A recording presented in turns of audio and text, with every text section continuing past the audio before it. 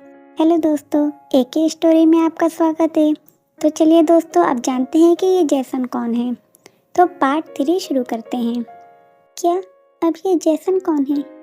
आकाश ने उस लड़के के चेहरे को, जिस पर आंसुओं ने बह बह कर अपनी निशानियां छोड़ दी थी, उसके चेहरे में एक बार फिर आकाश खो सा गया।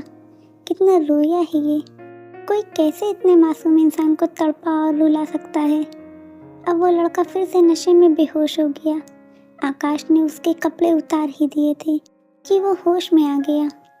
और ऐसे में जब आकाश उसे शर्ट पहनाने की कोशिश कर रहा था, उसी समय उसके हाथों ने आकाश के गले में अपनी जगह बनाई और उसने उसे देखते हुए कहा, जैस, तुम कितने प्यारे हो। आकाश इससे पहले उन प्यासी आंखों को देखकर कुछ समझ पाता, उससे पहले ही उसने अपने होठों को आकाश के होठों पर रख दिया। आकाश के दिल ने हिचकोले लेना शुरू कर दिया। आकाश, जो शायद ऐसे ही पल के लिए कब से तरस रहा था, उसने पहले तो उसे रोका, लेकिन जब उस लड़के ने फिर से उसे जबरदस्ती किस करना शुरू किया, तो न जाने क्यों आकाश उसे रोकना तो बिल्कुल नहीं चाहता था। तभी आकाश भी एक सीमा रेखा तक आकर टूट गया, जहां उसके सब्र का बांध खत्म होता था। अब आकाश भी खुद को रोक पाने की हालत में कहाँ रह गया था। वो तो न जाने कब से ऐसे पल के लिए प्यासा था। उसने भी उस लड़के को अपनी बाहों में कसा और उसे किस करना शुरू कर दिया, जो वो आज तक किसी को नहीं कर पाया था।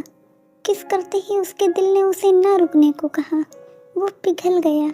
उसका दिल, उसकी भावनाएं अब एक बहता समंदर बन चुकी थी, जो उसके काबू में नहीं आने वाला था। वो आगे बढ़ने को तड़प रहा था, लेकिन इससे पहले कि कुछ आगे हो पाता, वो लड़का नींद में चला गया और आकाश की बाहों में ही सो गया। आकाश ने बड़ी ही मुश्किल से खुद को उसके करीब जाने से रोका और उसे कितनी देर तक वह अपने धड़कते दिल की धड़कन को सुनता रहा। वो लड़का उसकी बाहों में बेसुध पड़ा, नींद की आगोश में बेफिक्र होकर सपनों की दुनिया में खोया हुआ था। फिर आकाश ने उसे बिस्तर पर सही से लेटा दिया और खुद उसके सामने लेट गया। आकाश भी उसके पास उसके चेहरे को देखते हुए कब नींद के आगोश में चला गया पता ही नहीं चला। सुबह उसकी नींद तब खुली जब घर के नौकर ने आकर उसे ब्रेकफास्ट के लिए जगाया। तभी आकाश को कल रात की सब बात याद आ गई। वो अपने आसपास उस लड़के को ढूंढने लगा। जब उसने देखा कि ना तो वो लड़का वहाँ था, न ही उसका कोई सामान, तो उसने तेजी से कमरे से निकलते हुए ऊपर से ही सब नौकरों को चिल्लाकर बुलाया। कहाँ मर गए सबके सब, यहाँ आओ अभी। घर के शेफ से लेकर गार्डनर तक सब वहाँ एक ही आवाज में आकर खड़े हो गए और ऊपर खड़े अपने मालिक को देखने लगे। वो लड़का कहाँ है जो कल रात मेरे साथ आया था? आकाश को गुस्से में देख उसके सब नौकर डर से कांप रहे थे। तभी उनमें से एक नौकर ने आगे आकर कहा, मालिक, वो सुबह ही चला गया और आपके लिए ये नोट छोड़ कर गया है। उसने भागकर हॉल में पड़े एक लकड़ी के टेबल के ड्रॉर को खोला और उसमें से एक छोटा सा पर्चा निकाल कर दिखाया। आकाश अगले ही पल भागकर नीचे आया और उसके हाथ से वो पर्चा ले लिया और तेजी से उस पर नजर दौड़ा दी। पर्चे में लिखा था, आपका शुक्रिया मुझे कल रात संभालने के लिए। अगर मैंने कोई बदतमीजी की हो तो उसके लिए माफ़ करना। अलविदा।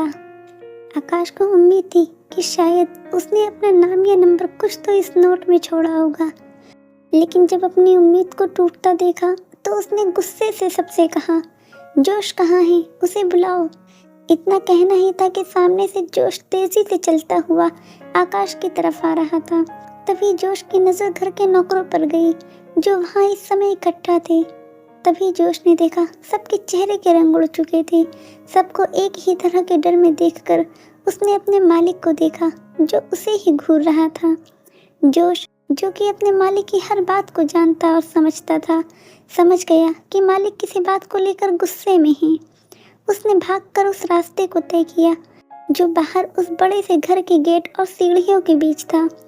मालिक, आज बड़े मालिक आ रहे हैं, 1 घंटे में यहाँ होंगे। जोश की बात का जब असर आकाश पर नहीं दिखा तो जोश ने शांत होकर गर्दन झुकाते हुए पूछा, मेरे से क्या गलती हो गई मालिक? आकाश ने जोश पर कहर बरपाते हुए कहा, वो कहाँ है, मुझे वो चाहिए। तुमने मेरी इजाज़त के बिना उसे कैसे जाने दिया? पिछले 1 महीने से जो कुछ चल रहा था उसके चलते शायद जोश ने उस लड़के से कोई सवाल नहीं किया और उसे यूं ही जाने दे दिया। लेकिन अब यही गलती उसे भारी पड़ने वाली थी। आकाश के पूछने पर जोश ने बड़े ही संभलते हुए शब्दों में अपने मालिक को जवाब देते हुए कहा, मालिक, वो लड़का बिना कुछ कहे ठीक वैसे ही चला गया जैसे हर रात को आने वाले मेहमान जा रही थी। जोश ने बड़ी ही चालाकी और समझदारी से बात को एक ही वाक्य में आकाश के सामने इस तरह से रखा जिससे आकाश को अपना पिछला 1 महीना और उसमें होने वाली हर दुर्घटना पल भर में याद हो आई और वो आगे कोई सवाल नहीं कर पाया।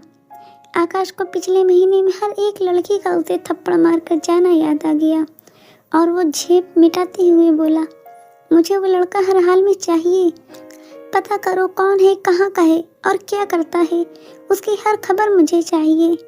इसके बाद आकाश फिर से अपने कमरे के दरवाजे को तेजी से खोलकर अंदर चला गया। उसने अपना टॉवेल उठाया और फिर नहाने चला गया। जैसे ही उसने अपने कपड़े उतारे और अपना शावर शुरू किया, उसके चेहरे पर पानी की बूंदों के गिरते ही उसे उस लड़के का चेहरा याद हो गया। उसका बदन गर्म होने लगा। उसका हाथ खुद ब खुद अपने होठों पर गया और उसे चूमने वाले पलों में खो गया। उसका खुद पर काबू नहीं रहा।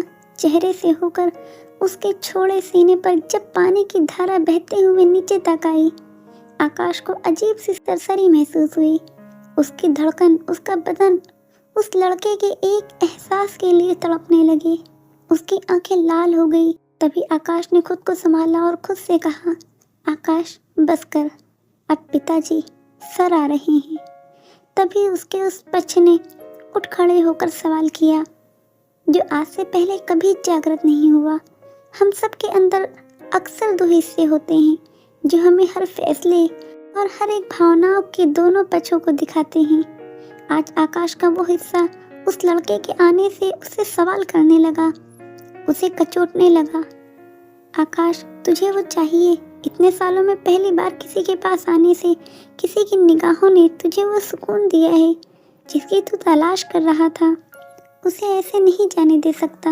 एक बार फिर से आकाश ने शीशे में खुद को देखा और खुद से ही सवालों और जवाबों के बीच तैरते हुए खुद को ही संतुष्ट करने के लिए जवाब दिया, हाँ हाँ क्यों नहीं, जोश उसे ढूंढ ही लेगा, वो बहुत माहिर है इस काम में। इस बात के इनकार में एक और सवाल आया, पर ना तो उसका नाम पता है न ही कुछ और। ये तो भूसे में सुई ढूंढने जैसा है। कहीं इसी इंतजार में तू। सवालों के बवंडर में खोया आकाश अपने अंदर के कई आकाशों के सवाल का जवाब दे ही रहा था कि बाहर से जोश की आवाज आई, मालिक, बड़े मालिक बाहर के गेट तक आ चुके हैं। क्या आकाश को वो लड़का मिलेगा या आकाश तड़पेगा और ये तड़प उससे क्या क्या करवाएगी? जानने के लिए बस आने वाले चैप्टर का इंतजार करें और पढ़ते रहिए ये तड़प और दिल से भरी कहानी जो आपको जिंदगी में हर काम की वजह और उसके ऐसे परिणाम से अवगत कराएगी कि आप भी सोचने पर मजबूर हो जाएंगे।